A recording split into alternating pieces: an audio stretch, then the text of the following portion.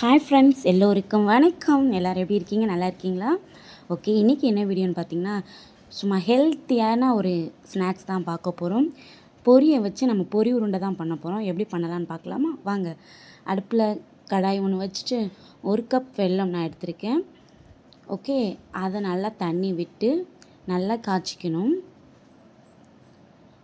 இந்த ஸ்டேஜில் நம்ம கம்பி பதெல்லாம் பார்க்க வேண்டாம். அந்த வெல்லம் மட்டும் நல்லா கரையணும். ஏன்னா நம்ம இதில் தூசி இருக்கும், அதை மறுபடியும் ஃபில்டர் பண்ணி தான் சேர்க்க போகிறோம். அதனால் வெல்லம் மட்டும் கரையிற அளவுக்கு நம்ம வச்சுக்கலாம். இப்போ பார்த்திங்கன்னா நல்லா கரைஞ்சிருச்சா?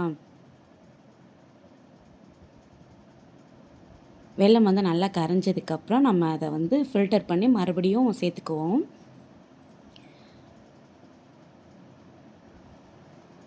நம்ம அப்புறம் ஃபில்டர் வச்சுக்கிட்டு நம்ம வெள்ளை கரைசல் வச்சுருந்தோம்ல, அதை ஃபில்டர் பண்ணி நம்ம இன்னொரு பாத்திரத்தில் ஊற்றிக்கலாம்.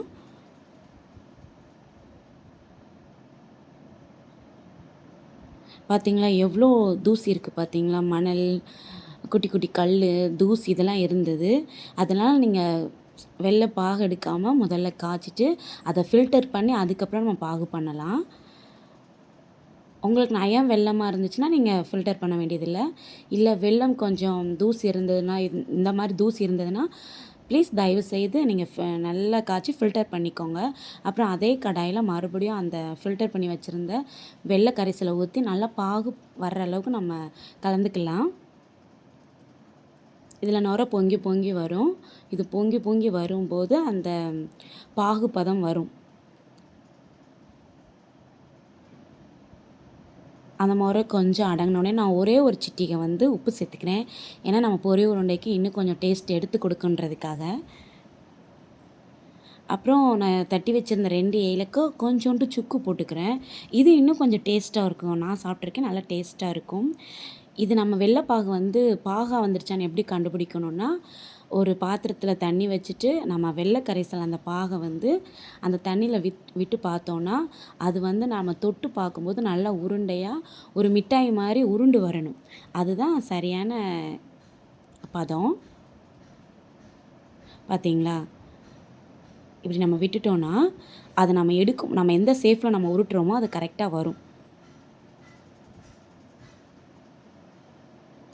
நான் எடுக்கும்போது கரெக்டாக நல்லா மிட்டாய் மாதிரி ஆயிடுச்சு. இதுதான் அதோட பதம்.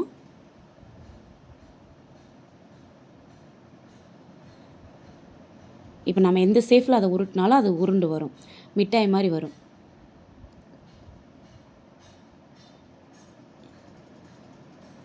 பார்த்தீங்களா?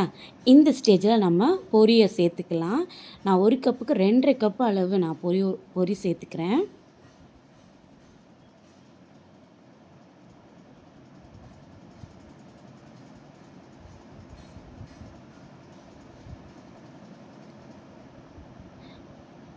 இது கொஞ்சம் லைட்டாக சூடு இருக்கும்போதே கையில் எண்ணெய் தேய்ச்சிட்டு நல்லா உருட்டி வச்சுக்கோங்க. இப்போ பொரி உருண்டை தயாராகிருச்சு. இதை சாப்பிட்டு பாருங்கள், வேறு லெவலில் இருக்கும்.